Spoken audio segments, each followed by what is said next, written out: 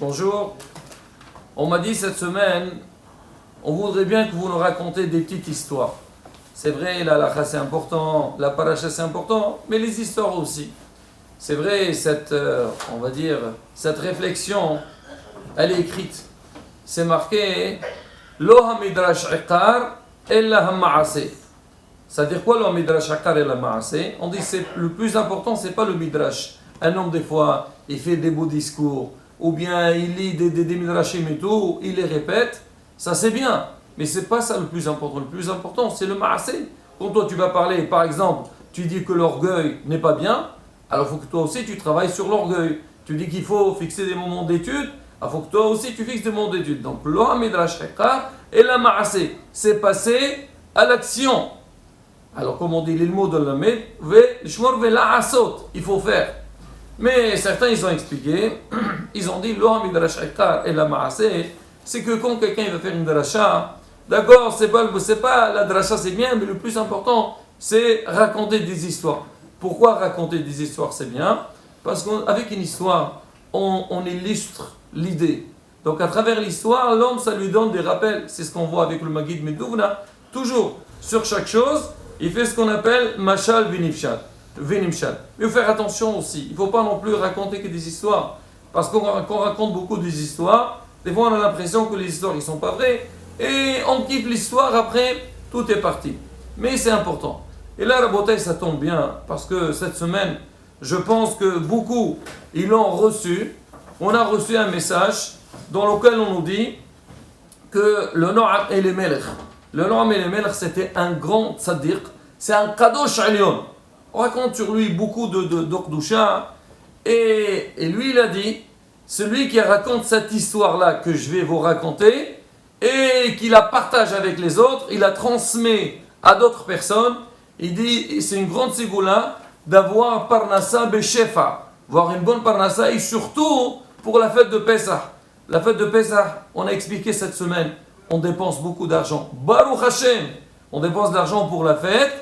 Et bon, on a besoin, il faut avoir, comme on dit, la parnassa soit un peu plus importante. Il dit, celui qui raconte ça, Bezat Hashem, c'est une ségoula d'avoir une grande parnassa pour pouvoir faire les fêtes de Pessah comme ils se doivent. Et c'est marqué que les Hasidim, toujours la veille de Pessah, avant le Seder, toujours ils racontaient cette histoire. Alors je l'ai reçu cette semaine, cette histoire. Et on m'a dit, allez, tu dois la partager. Je vais la partager en direct à Rabotai. Et donc, c'est une histoire, en fait, ça parle de quoi? C'est surtout au niveau de la Emouna. On va voir l'histoire, après on dira un petit mot par rapport à la fête de Pessah.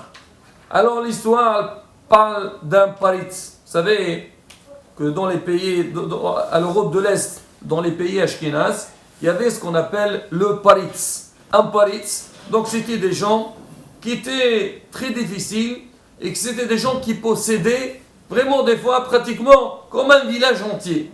Tout leur appartenait. Alors qu'est-ce qu'ils faisaient? Alors ils prenaient, donc ils demandaient à des gens qui voulaient prendre en charge. Par exemple, ils avaient un hôtel. Il dit à quelqu'un, est-ce que tu veux prendre cet hôtel-là? Je le loue et tous les rentrées ils seront donc pour toi et tu me donneras une paye derrière ça. Et il avait un moulin.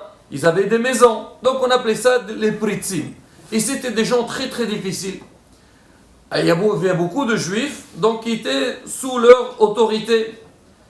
Et comme par hasard, ce paritz-là, il avait un juif qui était vraiment son grand copain. Il voyait en lui quelqu'un de bien, et certainement, il lui rapportait beaucoup d'argent. Tout le temps, il venait le voir, et ils parlaient ensemble, ils discutaient.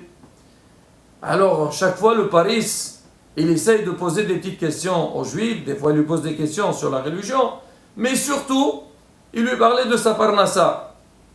Il lui dit, c'est quoi l'origine de ta parnassa? Comment tu te nourris? Et lui, il s'attend que le juif va lui dire, bah c'est toi, puisque c'est toi qui me loue, donc on va dire cet hôtel-là, et grâce à toi, j'ai une parnassa, je gagne de l'argent. Mais ce juif lui répondait toujours, il lui dit, c'est Akadosh Baruch Hu. C'est qui donne tout? C'est Hachem. Comme on dit, Hakol bede shamayim, chuz mirat shamayim. Tout est entre la main d'Hachem. Il y a seulement la crainte d'Hachem. Malheureusement, les gens aujourd'hui, ils font à l'envers. Alors, pour gagner de l'argent, pour travailler, tu le vois perturbé, et il se dépêche, il ne va pas aller à la prière, il ne va pas étudier, il dit pourquoi il faut que je travaille pour gagner de l'argent. Tu dis monsieur, gagner de l'argent, c'est Hachem qui te le donne. Et quand on lui dit, demain tu viens au cours, demain tu viens à la tefila, il te dit si Dieu veut. Bien sûr, Hachem il veut, mais Hachem il veut que toi tu fasses un effort, que tu viennes prier. Donc c'est ça la différence. Alors ce juif-là, il a compris que tout ce qu'il reçoit, c'est Akadosh Baruch Hu. Et bien sûr, le Paris, ça le dérangeait beaucoup. Il dit, c'est moi qui lui donne. Il me dit, c'est Akadosh Baruch Hu. Ça me rappelle une petite histoire, une fois. On était dans une Serouda. Il y avait quelqu'un qui, à la fin de la Serouda, on va faire Birkat Amazon. Alors, quand je vais à Amazon, on dit, Bershot Moray Verabotay, Bershot, il y a beaucoup de noshaot. Il a commencé à dire, Bershot Malka Illa'a, ou Bershot Amsoubin, et Bershot Hatane Kala, ou Bershot Ba'al Abayit. Alors, le Ba'al Abayit, celui qui a organisé la Serouda, il était content, il va lui demander, il a pensé que celui qui faisait Zimoun, il lui demande la permission. Il a bougé. Il dit Bershot Ba'al Abayit, Akadosh Baruch Hu, Nevarech Shachalom Mishelo. Ça veut dire, c'est Hachem qui nous donne tout. C'est vrai, celui qui donne, c'est très important, mais le Ba'al Abayit, c'est Hachem. Alors ce juif-là, il répondait tout le temps à ce paritz, c'est Hachem qui me donne, c'est Hachem qui me donne. Il a essayé de le détourner dans tous les sens, et rien à faire. La même réponse, c'est Hachem. Alors un jour, le paritz, il a dit, celui-là, il ne veut pas comprendre. Ben moi, je vais l'éduquer, il va comprendre. C'est qui lui donne la parnassa? Est-ce que c'est Hachem ou c'est moi qui lui donne la parnassa?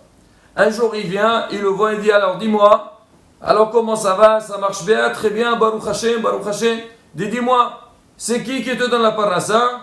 Il lui a dit, En Levado, c'est Hachem qui donne tout. Il a dit, Hachem, ben écoute monsieur, allez, tu arrêtes et tu rentres chez toi. Je ne veux plus te louer et tu te débrouilles. Il a dit, pas de problème. Si Hachem il veut que j'arrête de travailler, j'arrête de travailler. Et le juif, il est rentré chez lui. Non, pour trouver un autre travail, c'est pas évident. Et le problème, c'est que c'était juste avant la fête de Pessah. Le juif, il attend Rahmanout, qu'Hachem, il lui donne la parnassa. De l'autre côté, il y a le paris. Le paris, lui, tous les jours, qu'est-ce qu'il fait? Il tourne quoi? Il ramasse donc le salaire de tous les, on va dire, les gens qui louent chez lui. Il avait comme une petite chambre dans laquelle il prenait toutes les pièces qu'il a ramassées et il essaye de les nettoyer. Comment il faisait? C'était un paris, il était migoucham. D'accord?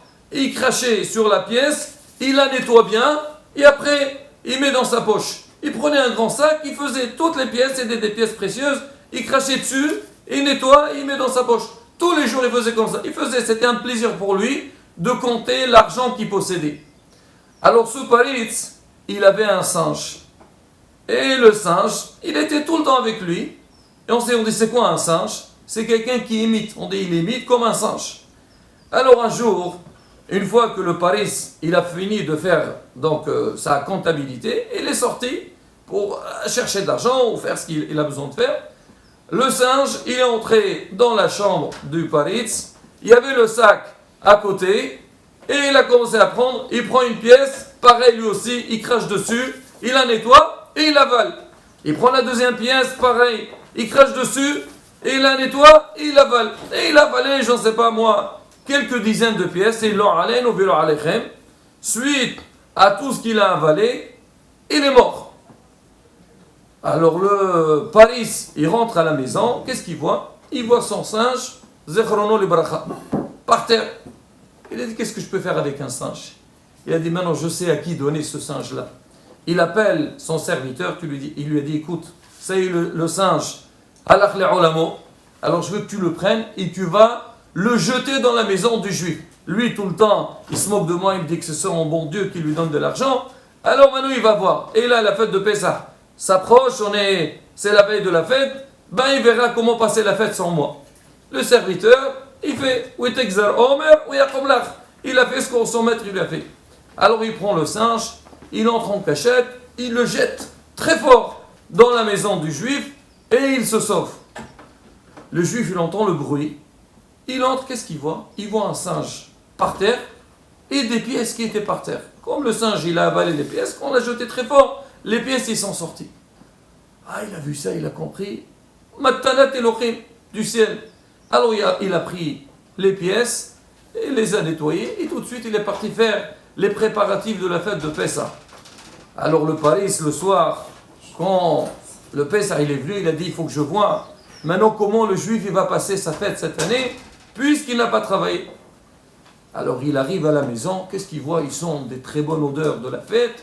Il regarde par la fenêtre, il voit le juif, et autour de lui, une vingtaine d'invités, mais vraiment la grande simha. Il dit, mais c'est pas possible. Comment il a fait? Il a dit, je vais entrer. Il entre à l'intérieur, et il voit le juif, tout content. Baruch Hashem, il dit, dis-moi, comment tu as fait pour avoir de l'argent? Tu n'as pas travaillé ces derniers jours. Il lui a dit, Hashem, il m'a envoyé. Il dit, comment? Eh bien, écoute, aujourd'hui, j'étais à la maison, je vois, j'imagine c'est ton singe à toi, je l'ai vu par terre, mort, et j'ai vu des pièces à côté. J'ai pris les pièces et je les ai nettoyées, je suis parti faire les courses de la fête, et Baruch Hashem, on fait la fête.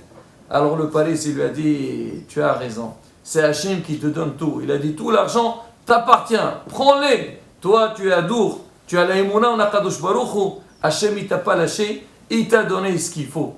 Alors on dit que le Noam et les Melech, il dit que c'est une histoire à répéter, et il a raconté, c'est une grande ségoula pour Bezrat Hashem, on a Parnassa Beshepa, nous on a Emunat Hachamim, et c'est sûr, le Noam et les Melech, c'était pas n'importe qui, c'est tous ces Hasidim.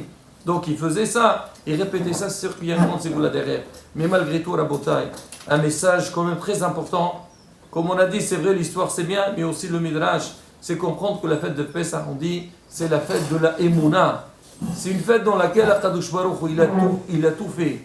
Il a changé toute la nature. Pourquoi? Pour qu'Am Yisraël soit mithazqim. Que Paro d'un côté, il voit que c'est Hachem le patron, et Am Yisraël aussi, il sache que Hachem c'est lui le maître du monde.